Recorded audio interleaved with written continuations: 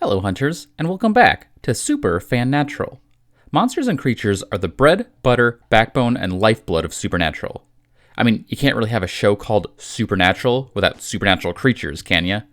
Well, I guess technically you can, but the point is, this particular show has no shortage of dangerous inhuman freaks for the main characters to fight, and for me, your favorite obsessed overthinker, to explain. As of writing this sentence, I've made multiple videos talking about the various categories of monstrosity, including demons, angels, ghosts, pagan gods, zombies. Heck, I even did one about every type of monster in Supernatural. I mean, at this point, what else is there to cover? Well, a lot actually.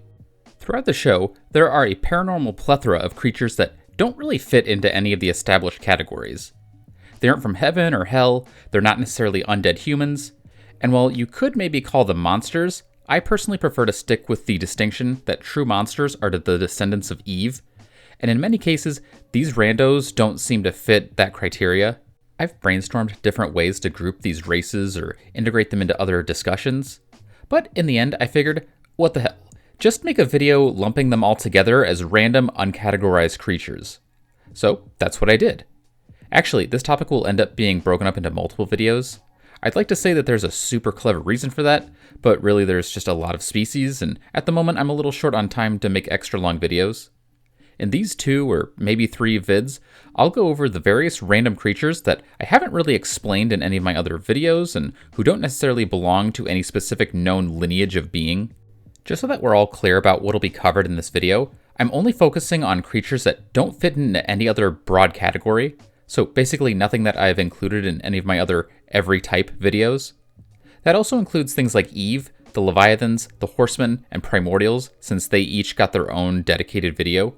Also, no fairies or monsters introduced in the spin-off series, the Winchesters. I'm pretty sure that I'll eventually do videos all about them. Finally, not going to cover any creature that we just hear about and don't get to see. For example, Krakens are mentioned at one point, but we don't see any, nor do we get any information about them, so there's really nothing for me to even say. Besides cases like that, I'm going to do my best to cover all of the other assorted cryptids stalking the shadows of the supernatural world, and I'll do so in alphabetical order. So let's get into it. The first evil, horrific, disgusting monstrosity that we'll tackle here is Amazon. No, not that evil Amazon. Now, we're talking about the Amazonian warriors, a group of sexy magical ladies with inhuman powers. We don't technically know the exact origins of these fabled females, but according to legend, they were created by the pagan gods Ares and Harmonia, who wanted to make the most powerful warriors in all the land. It's not clear if that means that they're the biological offspring of the gods, or some sort of golem-esque science experiment, but whatever the method, it produced a race of creatures who seem completely human, but who come equipped with a few extra tricks. As you might expect from creations of the god of war, Amazonians are formidable warriors. They're quite a bit stronger than regular folks, and their skills with the blade are pretty impressive. Now, those are both things that you could write off as the result of intense training, but these ladies have another unique quirk that's definitely inhuman. In order to make sure that their tribe is always well stocked and ready for war, the Amazonian life cycle is accelerated compared to humans. Now, because these warrior women are, well, all women, it means that they've got to snag that second X chromosome from human males. But once seeded, an expecting mother will give birth to a new Amazonian girl within a day or 2. Then said little lady will grow up quite quickly, reaching young adulthood by the end of the week. As far as we know, the union of a mortal man and Womazonian will always produce a new Amazon girl. Though I do wonder what would happen if one bred with a dude who wasn't fully human, like a Nephilim or some other hybrid. Once an Amazonian reaches maturity, they're expected to prove themselves with an act of patricide. They've got to slay their biodad in a ritualistic fashion in order to fully earn their place amongst the murderous matriarchy, with failure punished by death. Now, you might be wondering how one would even hope to slay these divine femme fatales, and let me tell you, it's actually pretty easy. They may be stronger than humans, but they're not really any hardier, meaning that you can put them down just like you would a regular lady. The Amazonians aren't the only creatures on this list with some freaky breeding shit going on. In fact, weird fatal sex stuff is what our next monstrosity is all about.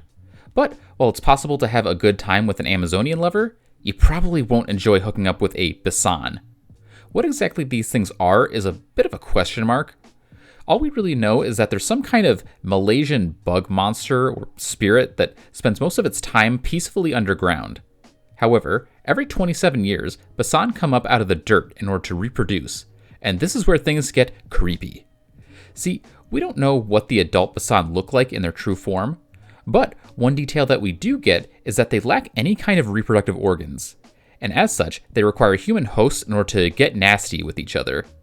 During this mating cycle, Basan will possess humans by crawling into their mouths, and once infested, the vessel starts to change. Their eyes will glow green, their skin becomes pale, and they'll start making these insectoid clicking sounds, though none of that compares to their final transformation. Once a male and female host have been procured, the Basan will mate in the human way, and once the humping is complete, both hosts are left with some serious body horror. The women are left impregnated with a glowing green worm monster, and as far as the men, well, they're left without a worm monster, as their crotch smooths over like a Ken doll, leaving no trace that there was ever anything there. So, yeah, that's all pretty horrific. But, luckily, neither of the hosts nor the bug live long after copulation. Before they croak, Basan can be pretty nasty to deal with, as they seem to be stronger and more agile than humans. Though, just like bug Pokemon, they're weak to fire, flying, and decapitation type attacks. Alright, next up we've got a supernatural species from an alternate universe. Within the supernatural multiverse, there's a wild world known as the Bad Place, which is crawling with bizarre creatures not found in the main universe. Amongst its inhabitants are an unnamed race of humanoid fiends dressed in dark cloaks, leading me to call them cloak folks. According to the Supernatural Wiki, these things are supposed to be called canids, and that's easier to say, so I'll just go with that. Anyway, as I said, canids have a humanoid shape, and so if you caught a glimpse of one running around the dark woods in a cloak, you might think that you just saw a person. However, one look under the hood, and you'll realize that that's definitely not the case on account of the pink, crab-like face with predator-esque mouth mandibles. Besides their gnarly appearance, we don't really know much about these things. They operate in groups, they seem to be at least somewhat predatory, and based on their ability to make clothing, they've got to be fairly intelligent. Honestly, there's a case to be made that canids aren't actually supernatural creatures. I mean, they're alien to the main universe, but they don't demonstrate any, magical qualities. They're pretty strong and fast, but so are tigers, and they don't require any special methods or materials to put them down. So it could be that they're just regular animals by the standards of the Bad Place. Also, since we're talking about the Bad Place, I'm going to quickly shout out this giant thing that we see super briefly. No clue what it is or how it operates, but it has the distinction of being the biggest creature in the show, so here it is. Up next, we've got a creature that I briefly touched on in my monster video, but I felt like it needed more coverage, so here we are again talking about the Crocata. In my opinion, Crocata are some of the most insidious creatures in Supernatural. They share the same basic MO with most of the show's other nightmares: pretend to be human so they can kill off real people and feed on them. At a glance, it's nothing special. However, the way in which they accomplish points 2 and 3 are kinda uniquely dark. See, Crocata don't really like getting their hands dirty. Well, I mean, they do live in filth, but they don't really want to just go up to people and use their superior strength to rip them apart. No, Crocata prefer to let their prey do the offing for them. What do I mean? Well, I gotta be careful about how I talk about it on YouTube, but basically, these creatures zero in on vulnerable people and convince them to voluntarily opt out of life, if you know what I mean. The way they do it is really sinister and makes use of two very particular abilities. First, Crocata can mimic human voices, and they use this to impersonate their target's loved ones and use a combination of sweet talk, grief, and guilt to sell them on the idea of clocking out for good. In ye olden times, Crocata would hide in the woods and wait until someone vulnerable left the safety of their community. However, in the modern day, they can make use of technology in order to remotely access their targets. At least one Crocata got an actual job with a real phone company and would make scam calls impersonating deceased family members in order to coerce folks into self-destruction. That's extremely fucked up, and it gets worse when we talk about the Crocata's other special power. See, for some reason, these ancient monstrosities have the ability to psychically manipulate technology, and in the age of the internet, text messages, and social media, that gives them access to pretty much all the information that they would ever need to convincingly impersonate a person's loved one. Their technopathy also allows them to do other weird stuff like call people on toy phones and conjure up cyber illusions. If their murder method wasn't bad enough, then hold on while I tell you what they eat. As I said earlier, Crocata feed on humans, but instead of nomming on flesh or blood, these creeps have a hankering for that creamy divine filling at the center of mortal man. Yeah, Crocata are one of the very few creatures in the series that can suck out and devour human souls, a power that they share with the likes of the Horseman Famine and God's twin sister. Well, and Soul Eaters, but nobody cares about them. So that's pretty intimidating, right? I mean, if they eat souls, then these beasts must be top-tier threats, right? Well, the thing is, despite their ability to soul suck, Crocata don't seem particularly hard to slay. The only one we saw was taken out by just getting a piece of shelving jammed into their spine, which is a deadly injury for humans, but kinda weak for monsters. We don't really know if Crocata have the ability to shapeshift, or if they have some sort of hideous true form. When feeding, a Crocata's mouth will sprout a set of crooked, pointy monster teeth, which is the only time we saw a Crocata take on an inhuman feature. I gotta say, I think that a Crocata's phone call shtick might actually work on me, only because I'd eventually get so desperate to end the non-stop phone calls that I'd remove myself from the equation. Like, Jesus, Nana, I get it. I didn't visit you enough, but for the love of God, text me how much of a disappointment I am. Hey, are any of you guys afraid of dolls? If so, then you're not alone. It's a relatively common phobia. Strangely, Supernatural didn't really have a lot of Annabelle-esque creepy doll content, but it did feature a type of animated doll that I personally find to be more off-putting than the likes of Chucky or Robert, specifically because they don't look like dolls. Instead, these cursed creations, known as Twig and Twine dolls, can look and act exactly like regular people, including people you know, complete with memories and personalities. That's already a scary concept, but what makes these imposters extra dark is that they aren't made in the image of the original, they're made from them. See, Twig and Twine dolls are the work of dark witchcraft. They get their name from the fact that their bodies are literally made of twigs and twine, bent and bound into the shape of a person. Once a proper effigy has been constructed, the witch can give it form and quote-unquote life by shoving a relatively fresh human heart into the wooden chest cavity and performing a little incantation. If done properly, then the art piece will take on the appearance and mind of whoever's heart is powering it. However, it's made clear that this is just a facsimile, and not, like, them actually reborn in a new body. These constructs are referred to as dolls because they are quite literally playthings whose behavior is dictated by the witch. They can be programmed to play a role, given almost complete autonomy, or turned into attack dogs, all depending on what kind of twisted game their maker wants to play. When put into attack mode, these stick figures can actually be pretty dangerous. You may think that a big doll made out of branches and string wouldn't be particularly threatening, but remember, they're animated and held together by magic. As such, they're quite strong and surprisingly sturdy, and even if you do manage to do some damage, they can just kind of pull themselves back together. Your best bet for getting rid of them is to scrap their maker, which in turn will cause all of their dolls to crumble into dust. We only ever saw one witch utilize Twig and Twine dolls, and she apparently got the power to do so from a ring that she secured via Demon Deal. So it's not clear if this is something that you need that particular ring for, or if it just takes more juice than that lady could muster. Man, an isolated B&B filled with enchanted dolls created from human remains and witchcraft? Is this an homage to the classic killer doll movie Dolls? I'm choosing to believe it is. Scenes from that masterpiece still live rent-free in my head to this day. While we're on the subject of witch-adjacent creatures, let's move on to one of my least favorite species in the entire series. Sometimes, but not every time, when a regular person decides to train up their magical skills and become a student witch, they'll be joined by a shape-shifting companion known as a familiar. Now, when I say shape-shifting, I don't mean that these creatures can turn into anybody or anything. No, each familiar can morph between a human form and one specific animal form. For example, one of the two familiars we saw could shift into the shape of a Doberman, and the other a cat. Apparently, familiars are meant to guide and serve student witches on their magical journey, though we only ever saw two, both in the same episode and both based out of St. Louis, so maybe they're just a thing specific to that one particular magical community. According to Portia, Familiars find their witches themselves, and once they find a partner, the pair bond on a spiritual level that allows them to share thoughts and feelings psychically. We don't really get many details about how this relationship usually works. The best example we got was from a witch-familiar pair that were hooking up, which is not only taboo within the community, it's also really weird from a writing perspective, especially since it was never really revealed whether familiars are born in their human or animal form.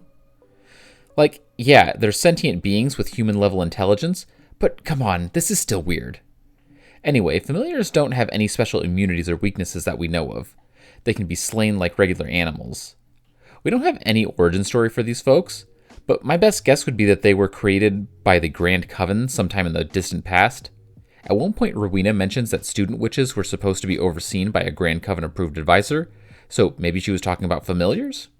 Speaking of familiar animals that serve witches, this next beast should be recognizable to anyone who's seen, read, or just heard about The Wizard of Oz. In Supernatural, the Land of Oz is a real place, located in the fairy realm, and I know I said I wouldn't cover any fairies in this video, but I don't think these ones count, and even if they do, it's my video. While we don't really see much of Oz, we do learn about a few of the familiar races that roam the mystical land. The most notable of these was the Wicked Witch of the West, who I already covered in the Witch video. However, what I didn't really talk about there is the army of flying monkeys that serve her. Yeah, flying monkeys are real. And if the ones in the movie didn't freak you out, then the ones in the show might do the trick. We only briefly glimpse these things as they fly towards the doorway to Earth, but even then, just look at this! Horrifying! Regular monkeys are already scary. They're quick and vicious and strong enough to tear you apart, and as we all know, everything gets scarier when it can fly. Also, these flying monks are one of the only creatures in the show that have orange eyes, and I just think that's neat since it's one of my favorite colors. Besides their eyes and avian abilities, we don't really know anything else about these beasts. But wait, we're not quite done with sinister supernatural simians that only briefly cameo. Lurking in the dark forests of Purgatory are a race of predatory creatures who Dean refers to as gorilla wolves. We get basically no information about these things. When Dean and Cass first arrive in Purgatory, we see the shadowy silhouettes of two gorilla wolves stalking the pair from a distance, with the only discernible features being glowing red eyes and a vaguely humanoid shape. Besides that, nothing. We don't even know if gorilla wolf is the actual name of their species. It's very likely to be something that Dean just came up with to describe them. Assuming that that title paints at least somewhat accurate of a picture, then I imagine that these things look like the Lycans from the Underworld movies. You know, monstrous wolf heads with beefy humanoid, aka ape-like bodies. I think it makes sense that Dean would call something like that a gorilla wolf. Although, now that I think about it, there's already a monster just like that in Supernatural. In The Winchesters, we see a wolfman monster known as a loup-garou. So maybe that's what Dean saw in Purgatory, and he just didn't know that's what it was called? Then again, Gru don't seem to have red eyes, so maybe not. Up next, we've got a pair of inhuman dudes named Gog and Magog. These guys may look like perfectly normal Skyrim LARPers, but if you cut into them, you'll see that they don't bleed like regular men. No, these two are the last surviving members of a warrior race of golem-like creatures made up of sand and dirt who ruled over the Fertile Crescent during the biblical times. We get almost no information about where these things came from. The only possible hint to any sort of origin is that Gog and Magog each were gifted a magical sword from some ancient and unnamed god, so maybe their kind were the work of pagan magic? Wherever they came from, the Mudmen were pretty dangerous due to their superhuman strength and virtual immunity to physical damage, you know, since their insides are literally just sand. Their only known weaknesses were, quote, god-touched weapons, which included angel blades, the aforementioned magic swords, as well as, apparently, god water, since most of their dirt dudes were wiped out by the Great Flood. Afterwards, only the Gog boys were left, and they decided to use their magic blades and inhuman abilities to conquer a large portion of the Middle East, until finally being sealed away somewhere by a priest. In 2017, Cass and Dean summoned the pair in order to harvest their non-existent hearts for a fake spell, and by the end of the encounter, this bizarre race was officially extinct. So, Gog and Magog are sort of like golems, in that they're humanoid beings crafted from earth and materials. Now, let's move on to the actual, literal golem taken straight from Jewish mythology. Yeah, in Supernatural, it's totally possible to create a big, hulking hunk of man out of clay and bring him to life using Hebrew magic. And if done correctly, the result is a force to be reckoned with. Once they're up and running, golems are insanely strong and sturdy. I mean, Jesus, look at this dude's arms. Also, since they're made out of clay, golems don't really have vital organs, meaning that they can tank a lot of wounds that would kill or cripple flesh people. Now, they're not completely indestructible or invulnerable. Powerful enough blows will damage their mystical clay bodies, and while they don't have traditional organs, they do have one incredibly vital component within them. See, the thing that animates a golem is a mystical scroll stuffed into the creature's mouth, and if this thing gets destroyed, then it's game over for Golem Guy. Now, obviously, trying to stick your hand into this dude's mouth is going to be incredibly dangerous. But if you know the right words, it's possible to deactivate a golem with but a single sentence. See, while golems do have agency, they're also designed specifically to obey commands given through specific incantations. So, if you know the secret code, you can not only control the golem, but you can also force it to spit out its soul scroll. If that's not an option, then you could probably just curse-explode the guy with a bit of C4 or something. If you're keeping track, that's 2 entries in a row that involve men made of stone. Now, let's move on to a creature well known for its ability to turn men into stone, the Gorgon. In Greek myth, Gorgons are Medusa's people, the freaky snake-haired ghouls with ugly mugs that will instantly petrify any poor sap who looks upon them. They're really cool and memorable creatures, but unfortunately, when adapted into Supernatural, most of their most memorable traits were lost in translation. Instead of having lush locks made out of live serpents, the show's Gorgons seem to have regular hair, though they do still have a few snaky features. For example, their eyes can take on a very reptilian appearance, and if that's not enough, then they apparently can just straight up speak parcel tongue, allowing them to directly communicate with their serpentine brethren. Instead of a face so hideous it turns men to stone, these creatures stun their prey with a venomous smooch that leaves the recipient paralyzed for a hot sec. The effects aren't permanent, but they are powerful enough to incapacitate angels, which is actually pretty rare. Usually the God Squad are able to ignore the effects of mortal monsters, but apparently not when it comes to the Gorgon kiss. That may have something to do with the fact that Gorgons are referred to as demigods, though what exactly that means in the context of Supernatural isn't super clear.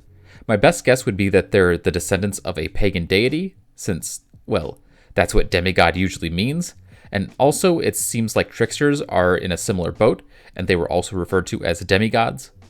Also, like tricksters, Gorgons have a bit more magic to them than most monsters.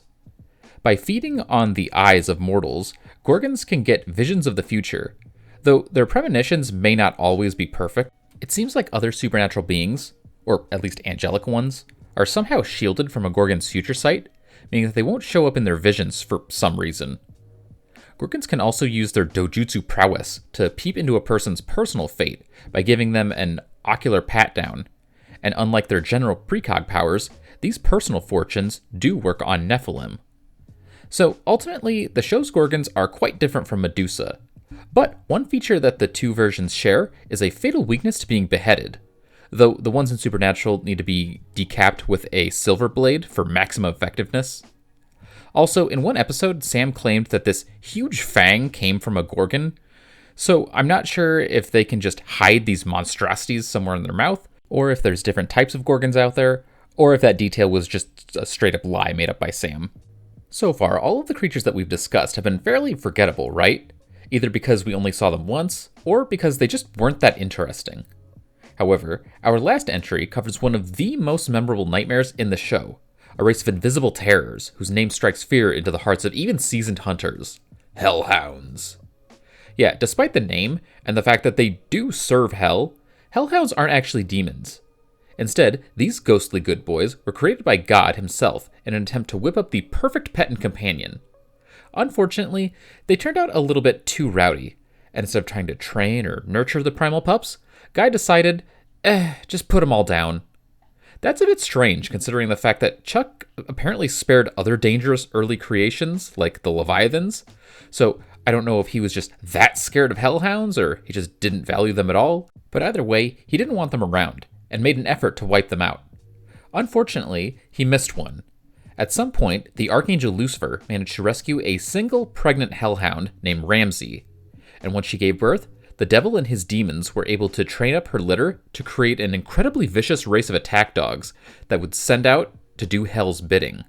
Hellhounds are invisible to normal humans, Although, for some reason, they can be seen through lenses that have been scorched with holy fire.